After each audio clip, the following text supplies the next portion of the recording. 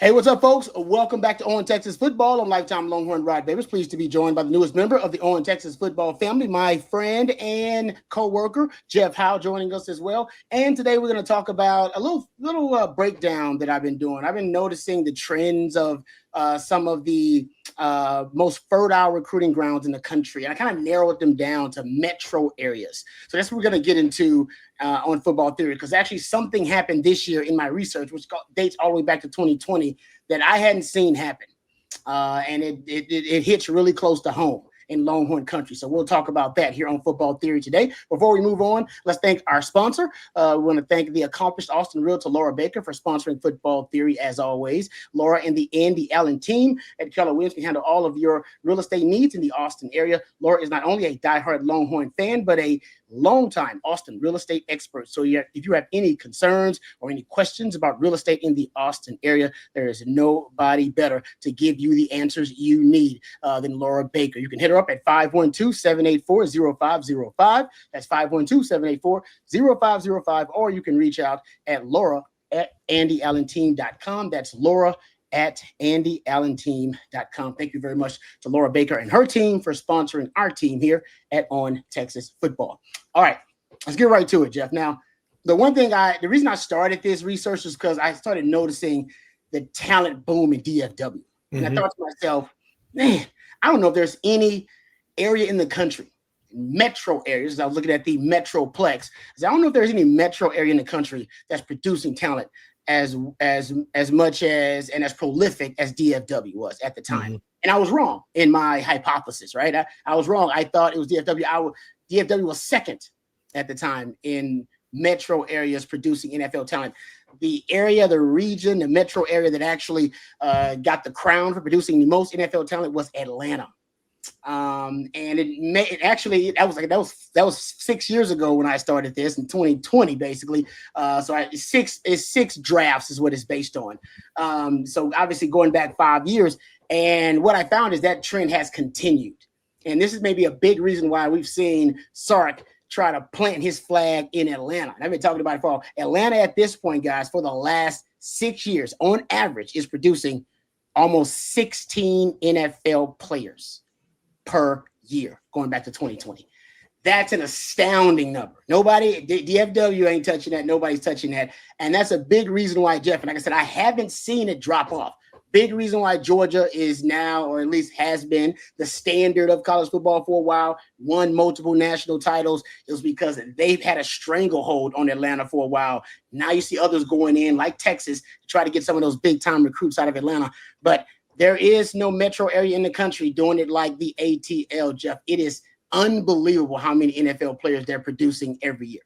Yeah, it's funny, Rod. One way that I can tell if an area is growing, it usually hits home every 4 years because it's on election night.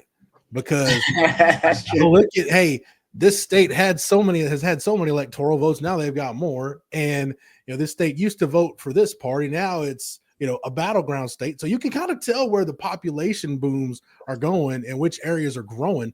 That's just one way to do it. It's neither here nor there. I just feel, it correlates a lot to your study when we talk about areas like Atlanta and Phoenix and Charlotte, some of those areas that we see growing.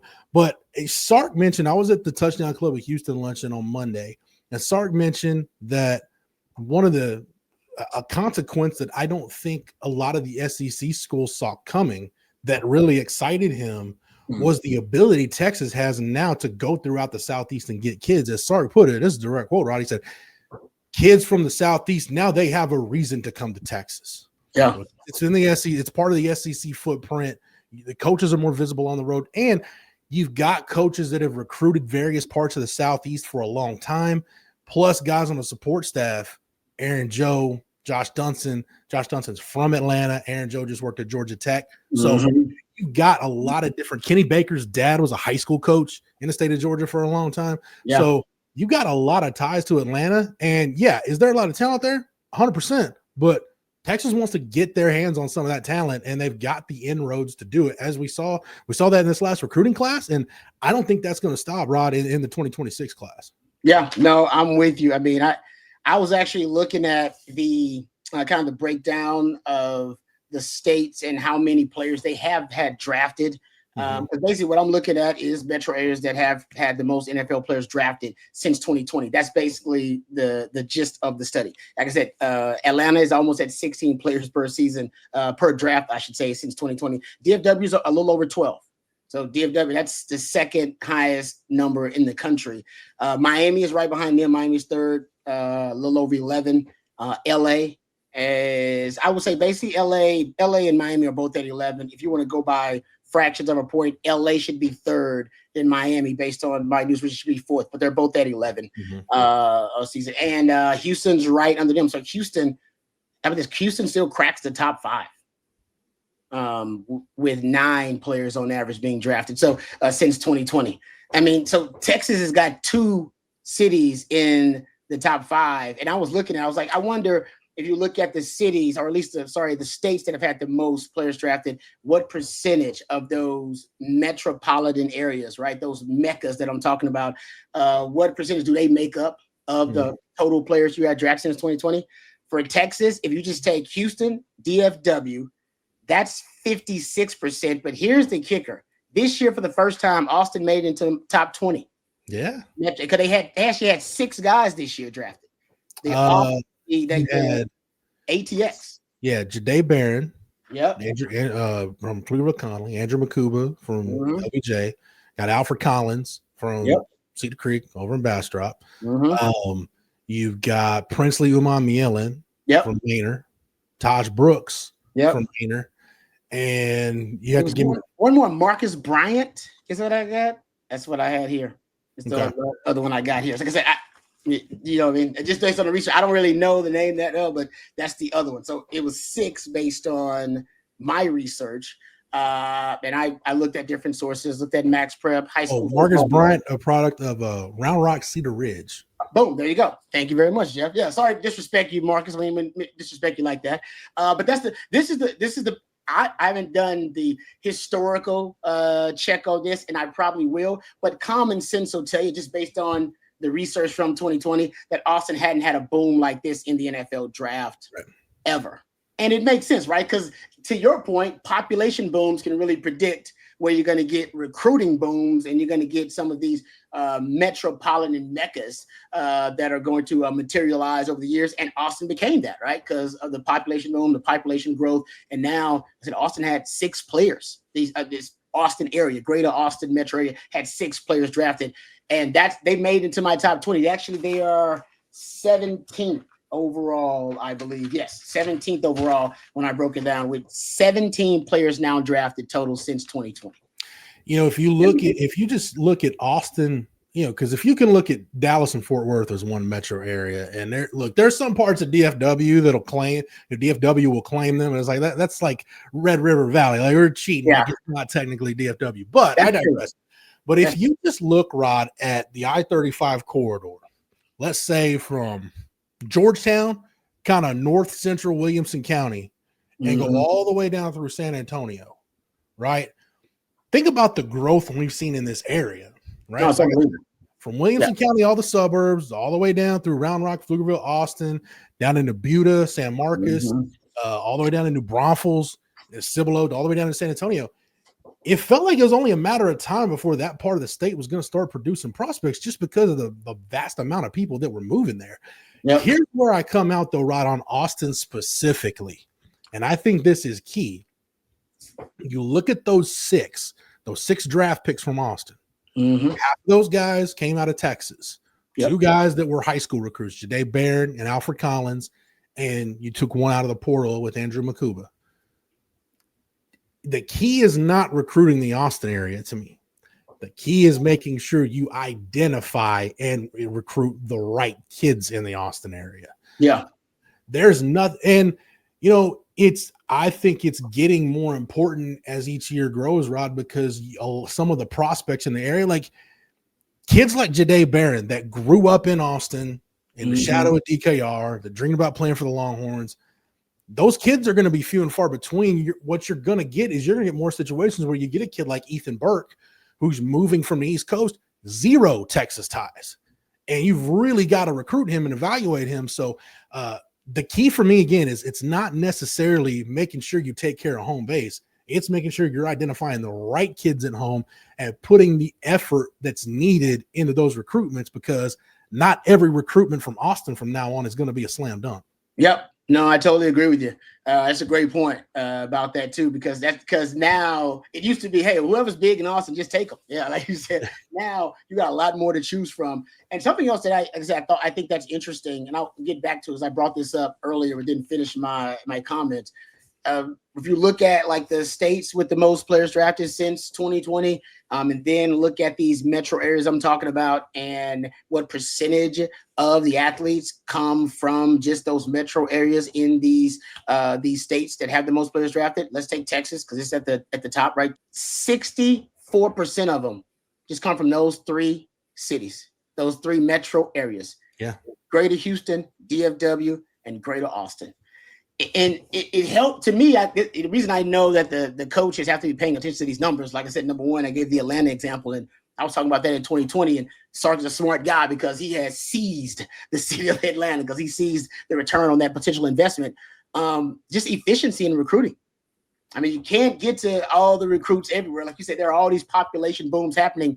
But if you can really try to concentrate your efforts in these metro areas, the return on your investment can be immense, right?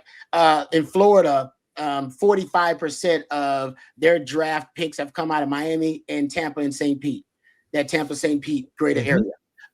For Georgia, 59% of them come from Atlanta. 59% of the draft picks out of Georgia come from Atlanta, right? California, if you just look at LA and the greater San Fran, Oakland area, that's 62% of all of the draft picks out of California just come from those two areas. For Louisiana, 43% of their draft picks come from New Orleans and Baton Rouge. Boom. Ohio, you can go to Cleveland, Cincinnati, and Columbus, and you'll get 65% of the draft picks right there. North Carolina, you brought up Charlotte. Boom. North Carolina, the Charlotte area is like 45% of the draft picks out of North Carolina coming from that greater Charlotte area. For Alabama's a weird place because Mobile, Montgomery, and Birmingham all actually produce a number of NFL players. They're one of the few places that's kind of split equally between three areas there, but 50% of them, your draft picks come from just those three cities. Michigan, you got 61% of them come from Detroit, and the Maryland recruits, or Maryland draft picks, I should say, 80+% of them come from that DC, Baltimore area right there. Yep. Right? You can live off of that area. So it helps you be efficient and be economical with your time and resources. Yeah. One thing we've seen, Rod, and Jerry and I talk about this on the recruiting breakdown, the days of, back when Mac had it rocking and rolling at Texas, the days of, hey, coach has your territory and we're going to go around and hit every high school, those days are done. You just don't have the time to have that happen anymore. And, you can devote maybe a week or two to that to try to hit in the state in the spring. But, during the evaluation period, all your coaches are going to spend time out of state. I mean, Chris Jackson's got multiple receiver prospects. Chad Scott with the running backs, Kyle Flood with the offensive line. You look at the target boards for these assistant coaches, Rod, they've all got guys all over the place. It's in the Southeast. It's in Florida. It's in Southern California. Some of it's going to be in the Carolinas. Some of it's going to go into that DC metro area. LeAllen Clark working New Orleans and Baton Rouge. So yeah, you'll hit the state. Trust me. You've got the numbers to bear it out, right? You got to take care of number one, your backyard, and really 2 and 3, or 1A, 2A and 2B are your two hubs with DFW and Houston. After that, you're putting all your resources in out of state. You got to go where the fish are biting, Rod. Yep. Right now, Atlanta. What Howard Schnellenberger used to call the state of Miami down in Florida, just rope it off, go I-4 from Tampa, St. Pete, all the way to Daytona Beach, and then down the coast to Miami, Fort Lauderdale, and then back up. That's an area you need to hit really hard, and Texas has the resources to do it. Like you said, Alabama, Mississippi, Georgia's the same way. Yeah, no, it is. It's like I said, you can tell that Sark and his staff have kind of focused on some of those numbers too. What they've done in DFW, what they've done in Houston, Atlanta, they know where the talent is. They know where the hot spots in these meccas we're talking about are. All right. Thank you, Jeff. Appreciate all the knowledge as always. And also we appreciate Laura Baker and her team as well for sponsoring Football Theory. Football Theory brought to you by accomplished Austin realtor Laura Baker. Laura and the Andy Allen team at Keller Williams can handle all of your real estate needs in the Austin area. Laura is not only a diehard Longhorn fan, but a longtime Austin real estate expert. So please give her a shout today. If you have any concerns or questions regarding any real estate in the Austin area, she'll have all the answers for you. 512-784-0505. That's 512-784-0505. Please give her a shout today, or you can reach out to her at laura@andyallenteam.com. That's laura@andyallenteam.com. Thank you very much to Laura Baker for sponsoring Football Theory. Thank you, Jeff, for your knowledge and expertise. We appreciate it as always. Thank you guys for joining us for another edition of Football Theory. Thank you to Matthew behind the scenes for all of his hard work as well. Until next time, for Jeff, for Matthew, and for accomplished Austin realtor Laura Baker, I'm lifetime Longhorn Rod Babers.